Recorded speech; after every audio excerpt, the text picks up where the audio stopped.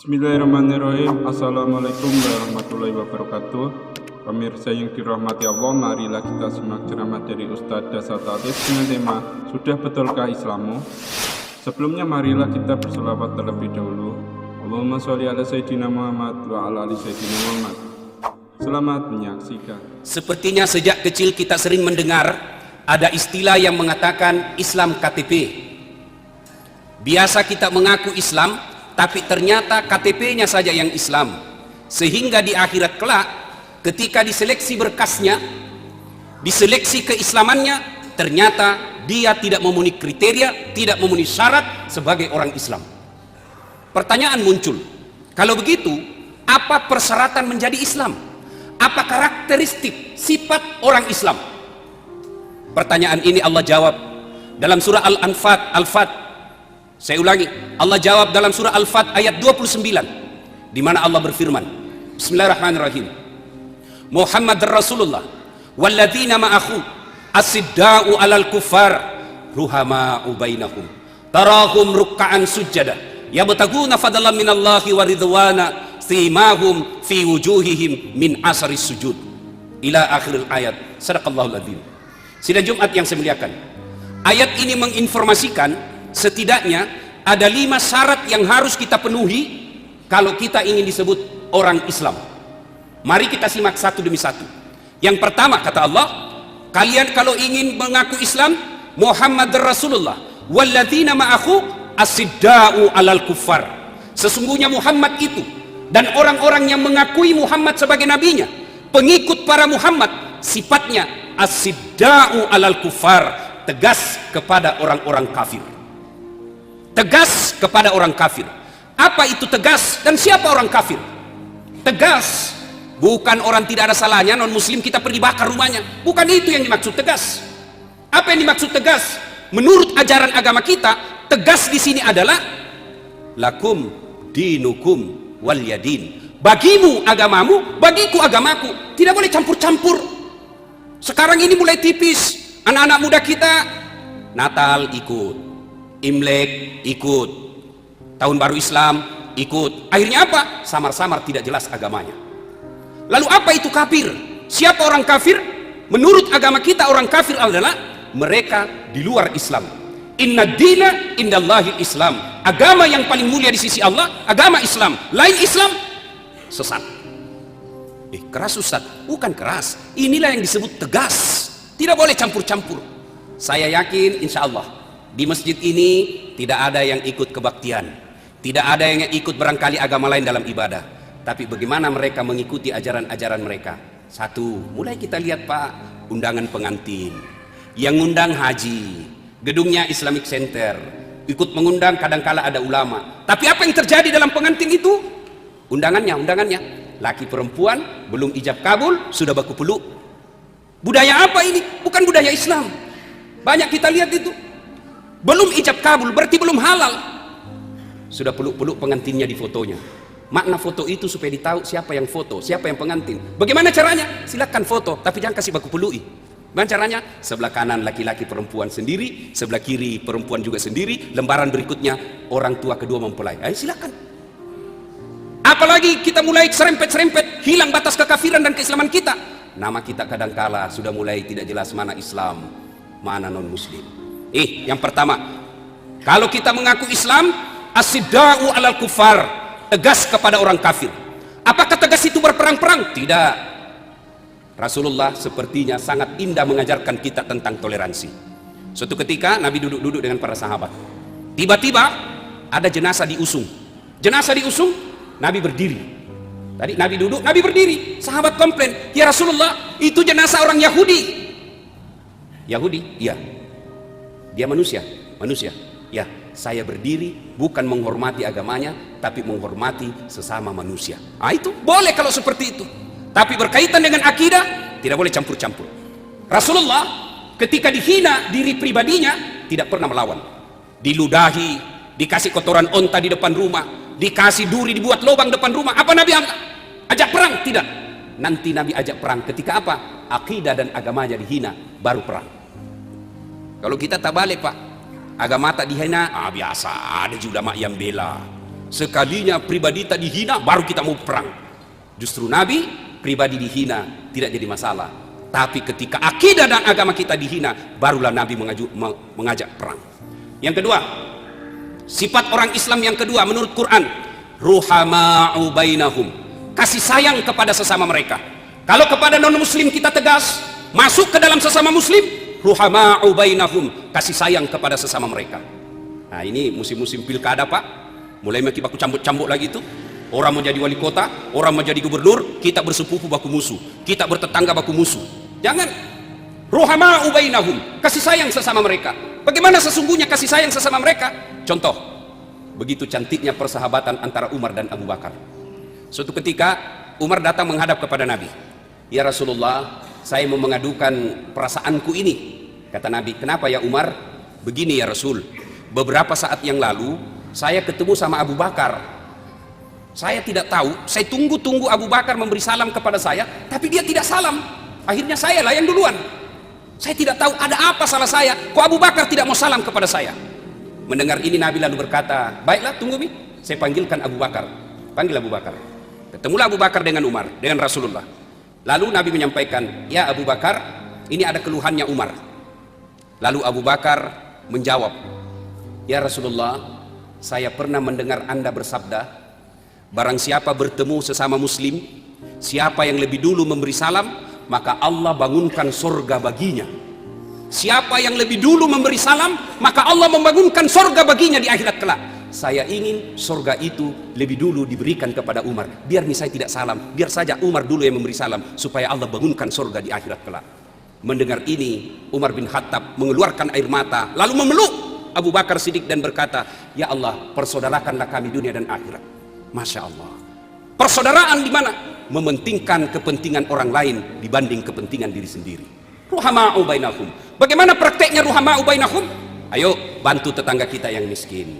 Bagaimana prakteknya ruhama'u bainahum? Jangan melukai perasaan orang lain, karena sesungguhnya sedekah tanpa akhlak akan tertolak di sisi Allah Subhanahu wa taala.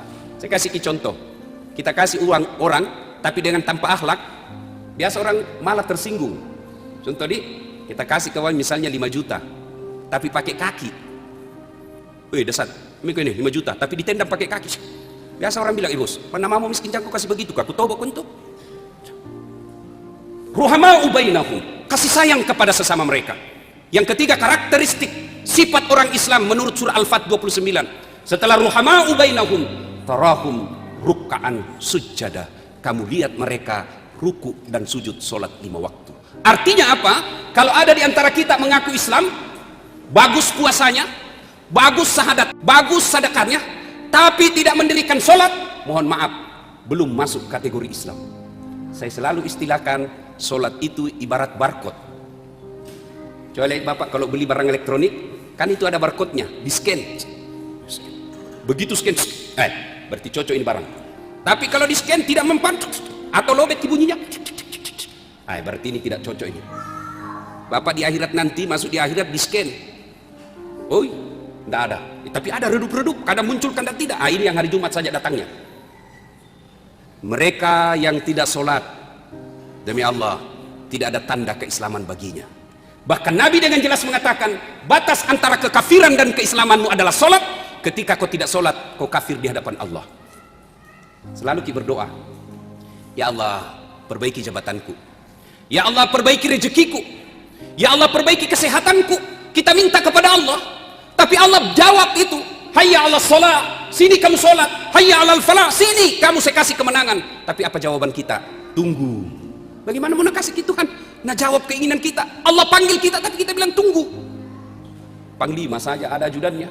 Coba itu panglima, ada ajudannya. Coba kalau panglima panggil ajudan, ajudan langsung lari itu. Biar lagi tidur pegang rokok, nabuan rokoknya langsung lari. Siap jenderal. Rasa-rasanya tidak ada ajudan dipanggil ajudan. Tunggu dulu Pak. Nggak berani Pak. Lalu Allah panggil kita selalu berdoa, ya Allah perbaiki hidupku, ya Allah perbaiki rezekiku. Allah panggil kita, sini kau balik, hayya 'alas shalah, sini, hayya 'alal salah, sini. Tapi apa jawaban kita? Tunggu. Hebatnya dari subuh disuruh menunggu sampai Isya tidak datang. Keislaman kita adalah sholat. Setan ketika Bapak mau haji tidak terlalu nagoda Ketika mau Bapak bayar zakat, mau puasa, Setan tidak terlalu goda kita. Silakan kau puasa 30 Ramadan berturut-turut. Tapi ketika kita mau sholat, setan kepanasan berupaya menggagalkan agar kita tidak sholat. Kenapa? Tanda keislaman kita adalah sholat. Ketika tidak ada sholat, semua kebaikan-kebaikan kita langsung dihapus dan tidak ada gunanya. Yang keempat, tanda keislaman kita menurut Quran. Tarahum ruk'an sujada yabtaguna fadlan minallahi wa ridwana. Mereka mencari nafkah, mereka mencari kekayaan, mereka bekerja dengan cara apa? Mencari ridha Allah. Nasappai pamasina pungallahu ta'ala. Nah, jadi orang yang berislam itu setelah kasih sayang kepada sesama mereka, tegas kepada orang kafir, sholatnya baik, maka ketika dia cari nafkah, ketika dia jadi kontraktor, ketika dia jadi politisi, ketika dia jadi pejabat, ketika jadi pedagang, sebelum dia lakukan itu, maka pertanyaan yang terlebih dahulu dilakukan adalah, kalau ini saya lakukan halal atau tidak? Kalau ini saya perbuat, Allah ridha atau tidak? Orang Islam tidak memakai sistem dagang 4H, halal haram hantam. Orang Islam ketika dia bekerja, ya ko iya pigau na barakka kimoge pungallahu ta'ala. Boleh jadi kita menghalalkan segala cara, bisnis menghalalkan segala cara, jadi politisi-politisi pembohong, jadi pejabat-pejabat pencari muka. Boleh jadi apa yang kita mau Allah kasih, boleh jadi apa yang kita inginkan Allah kabulkan. Tapi apa? Allah cabut keberkahan dalam usaha kita. Apa keberkahan? Akhirnya apa? Banyak uangnya tapi tidak ada bisa namakan. Tinggi jabatannya, dihormati di kantornya, tapi anak-anaknya pabali-bali. Di kantor dimuliakan orang, dibukakan pintu kantornya, semua orang panggil puang, dicium tangannya, tapi sampai di rumahnya dilempar sama anaknya masih SMP. Sudah tidak ada berkah. Allah cabut keberkahannya.